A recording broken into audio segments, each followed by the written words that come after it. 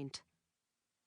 Maddie shivered a little, and Eliza was just about to take her back up the small hill toward the parking lot where she had parked, when she spotted a familiar woman about her age, in jeans and a sooty jacket, talking to a firefighter in turnout gear with the word Chief written on his helmet. When she saw Eliza and Maddie, the other woman's eyes widened, looking huge in her lovely features that looked taut with stress and exhaustion. She cut off her conversation with the fire chief and headed in their direction. Though they had only met twice, once for Eliza's initial interview, and then the follow-up, where she had been offered the job, the woman held out her arms and folded Eliza in a hug that smelled strongly of smoke. "You're here! Oh, Eliza!" Her voice wobbled and her slim frame trembled too, like a slender branch shivering in the wind. "I should have called you. I'm so sorry. It didn't occur to me. It's been such a terrible afternoon. I thought you weren't coming to Haven Point until tomorrow or Sunday." She imagined receiving this sort of news over the phone, and she was almost grateful she had driven in early and had witnessed the damage for herself. "I wanted to beat the storm. Was anyone hurt?" "Not seriously, thank heavens. One of the housekeeping staff suffered some smoke inhalation while trying to help us evacuate the guests. Other than that, everyone is fine. We were only about half occupied, and we were able to get everyone out quickly. It's been a nightmare few hours trying to find other places for them all to stay." What if this had happened a week from now, when she was in charge as the hotel manager? She hated even imagining it. "What happened, do you know?" Megan rubbed at her red-rimmed eyes. "I was just speaking with Chief Gallegos about it. The investigators aren't sure yet, but all indications point to some kind of electrical event. They think it started near the guest laundry.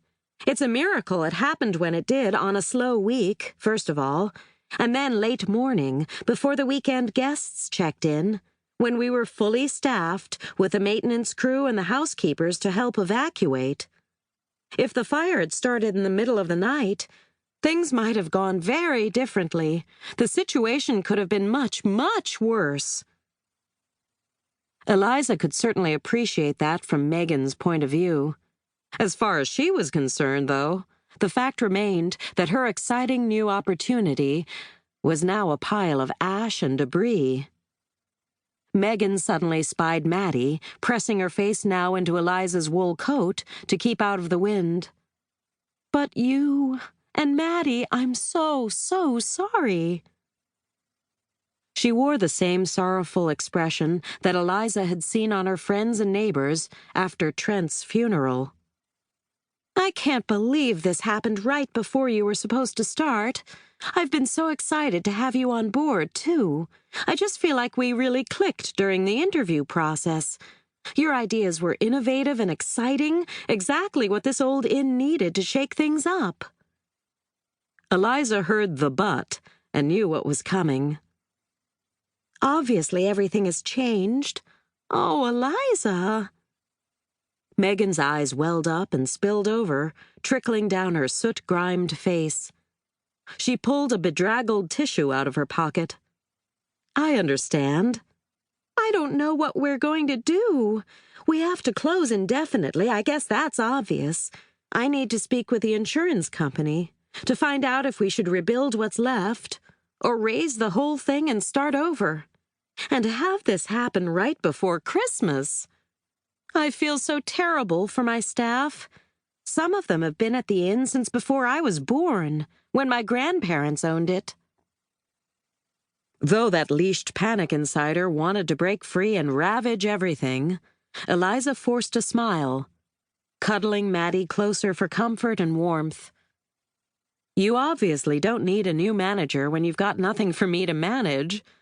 Don't worry, I understand." Megan gave a little whimper, and more tears dripped out. "I'm so sorry I dragged you out here. You quit your job and everything. Can you go back to it?" She wouldn't, even in the unlikely event that they might hire her back.